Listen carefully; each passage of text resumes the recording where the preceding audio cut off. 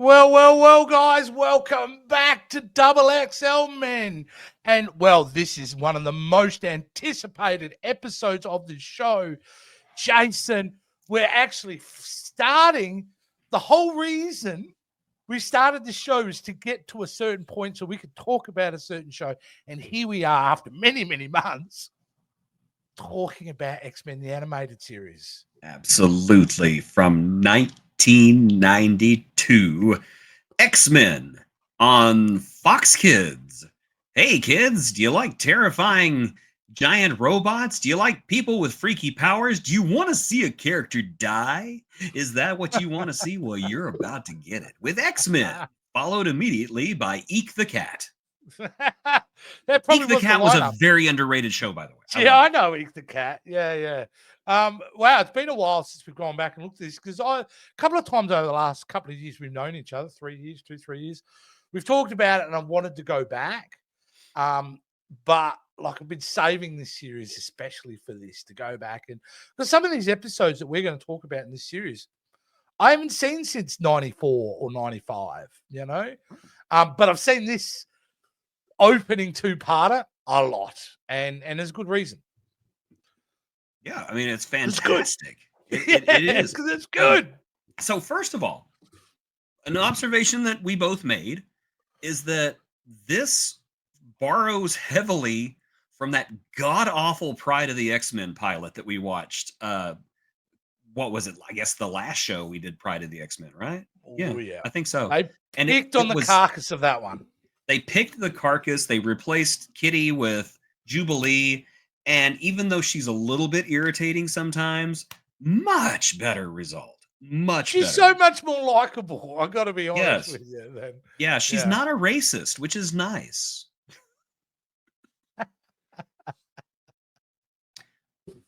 Kitty Pryde is one of those people, as she was depicted in that TV show, who would clutch her purse a little bit tighter if she saw a black guy walking towards her on the parking in a sidewalk. I'm just saying. They did her dirty. They just did her dirty.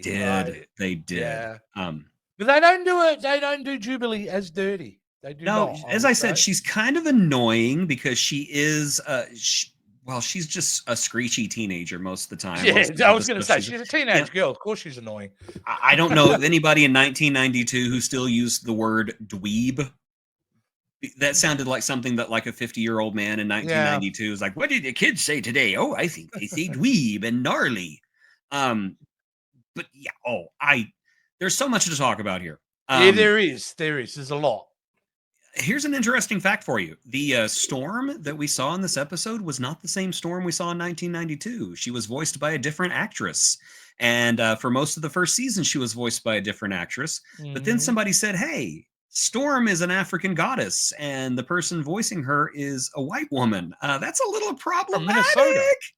And so they not only recast Storm with the first voice actor's blessings, like, I don't want to be doing this. They not only voiced Storm, but they retroactively dubbed the episodes so that the voices would match. But back in 1992, we heard a different Storm altogether. Yeah. There is our X-Men trivia of the day. You know why I think this series became iconic too? Because it has this is a very strong opening 2 episodes to any show.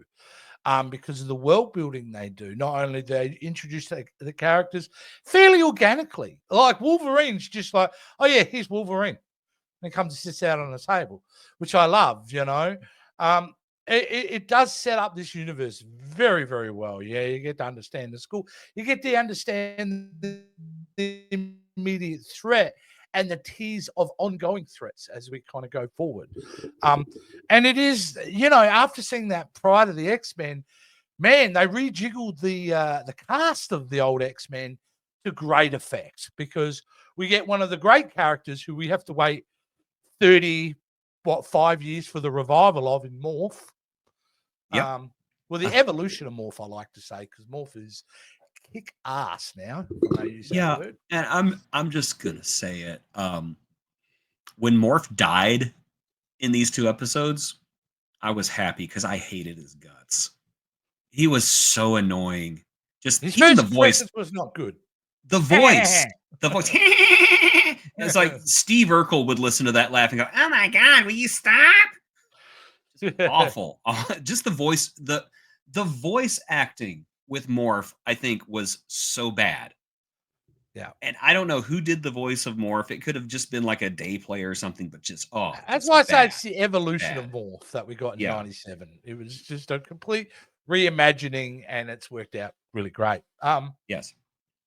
But everyone's kind of When really he becomes a non-binary goddess, then yes, it is much better. well, he's Morph. He has no gender, no nothing. He is who he wants to be, and Well, that's I'm great. sure Wolverine's checked too. Yeah, but you know, What you as got we know, down there, bud? Morph can be whoever he wants to be, but when he's in a good mood, he can be whatever you want him to be as well. So he's a kind of giving, sharing type of being. Giggity. Giggity. No, everyone's really great, and this is really strong. I love the fact that straight off the bat, they really make the Sentinels threatening. Yes. Like, you know, these things aren't to be trifled with, because even the X-Men are scared of them, basically. Oh yeah. Um, Oh yeah. Um, there were. I'm going to go back to what you said about introducing characters. I think the way they introduced Rogue and Storm, which first of all, the fact that the Yeah. show introduced the female members first First. and had them whooping butt in the first scene was Mm. great because kid back then, I was a boy. I was like, "Ew, girls are icky." But I see Mm. Storm and Rogue like beating the crap out of a robot, and I'm just like, I like these girls. I like them a lot. And then I dug the way that Beast came in, quoting a book and the Yeah, and way that warm, just warm in his nature too. yeah, Was just really like he's great. just somebody Yeah. I'd like to hang out with and just have Well, these intellectual discussions and just feel completely yeah. intellectually inferior to. Well, And Beast really makes you feel part of a family. He's very, in his own way, very people. He's a people person, yeah, and he's a people pleaser in many ways, and he makes her feel very welcome. I think it was great. one other thing that I really enjoyed about these two episodes is that even though you kind of get this feeling that it is a family, it's a very dysfunctional family because As all families are. yeah, Rogue and not Rogue, I'm sorry, uh, Gambit and Wolverine don't like each other. Wolverine and Cyclops don't like each other. Yeah, like Ju- brothers, man. Man, oh yeah, brothers. oh yeah. But I like that dynamic that they were just like being jerks to each other. I mean, for goodness sakes, Wolverine like cuts the top off of Cyclops' car. Tell Cyclops I made him a convertible. Convertible, yeah. But I I could have love been that. worse. We could have had another. We could have Yeah. had another Aussie Wolverine. Tell Cyclops I made him a convertible. And I would. That's probably why I love this so much too. No Australian Wolverine is perfect. I'm very happy with that. No, but I love that kind of relationship. You don't see that in any other comic book. Well, at the time, you didn't see that in any comic book shows where the team itself is dysfunctional. They barely get along. But when it counts, they're unstoppable. They're tight team. And Well, I mean, what type of team ups did we see back then? We had the Super Friends. Yeah, I was going to say the Super Friends always were. Yeah, they're like Stepford wives. They're just like, "Hi, how are you?" Pretty much. Nice. Yeah. Were there any other superhero teams back then? Because I can't Not think a of lot. one. Surely, Yeah. I mean, you would have had the Fantastic Four, I guess. Yes. Maybe the Avengers, like way back in the '60s, whenever they cut the holes in the mouths of the comics, like Hulk smash. Yeah, X-Men was smash you, mate. Well, X-Men was the start of the Marvel renaissance of animated content, because after this we got that excellent Fantastic Four series, we've got Spider-Man, and it goes on and on and on. Look, the fact of the matter is, it's, as we know, the themes of X-Men and what they're dealing with, and the analogies that you're like, it's a lot to feed a young audience, but they do it really well, and they don't talk down about it. That's what I think makes this show special as well. It's not targeted at kids; it's just targeted for an audience. Here's the story, and we're going to tell it. And that's the way it is. It just happens to be animated, so it gets stuck on Fox Kids. But it's high quality no matter what. Hence why this series ended up being loved by the young 20s crowd more than the young kids. I think everybody in college at the time, or if you're a young person, gravitated towards this. I mean, it would come on here in Australia on a Friday night late because we're weird here. And you wouldn't go out some nights. You get your mates together and you'd all just sit in the lounge, order a pizza, have a couple of beers, and X-Men's coming on. You know, it had a different audience than, little Billy with his bowl of cereal. Big Jason in his bowl of cereal. Was you were in college at the time, right? When this came out? I was in high school whenever this came out. So but you have that age, right? You're obsessed immediately. Oh, yeah. Yeah, I was really into this. I was into that, and I was into Batman the Animated Series, because both of them, Batman came out before X-Men, and I really think, I don't know, people may call me BS on this. I really think that X-Men owes a lot to Batman the Animated Series, because Batman showed that there was a market for a more serious take on superheroes. And X-Men took that and did their own thing. I'm not saying that they ripped it off. I'm just saying Batman dipped its toes in the water so X-Men could do a cannonball. It was always so interesting to me, the Batman animated series, as the movies were going into a dark, cheesy existence. The animated series was actually way more. What you would have thought that would have been campy, it'd be animated series. But no, the films went that way, but the animated series took itself seriously. We'll get there one day, guys. I will argue that Batman Mask of the Phantasm is one of the strongest feature films that they've ever done. Because it was released to theaters. It was released to theaters, so it's a theatrical film, and it's fantastic.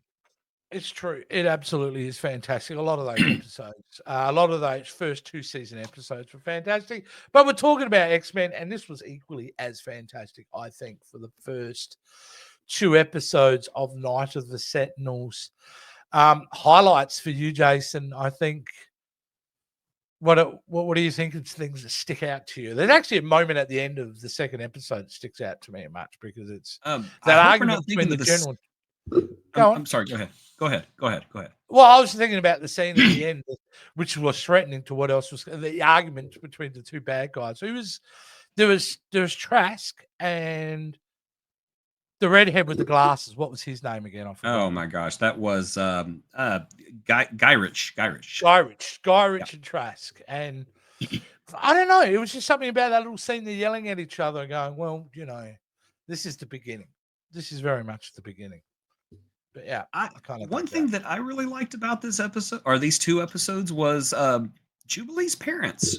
And this is such a strange thing, but I like the fact that they had their own little arc, even though they were in the episodes maybe a combined total of a minute and a half. Yeah, they start out just like our foster kid's a mutant. What are we going to do? But they never throw her out of the house. She just goes on her own because she doesn't want to endanger them.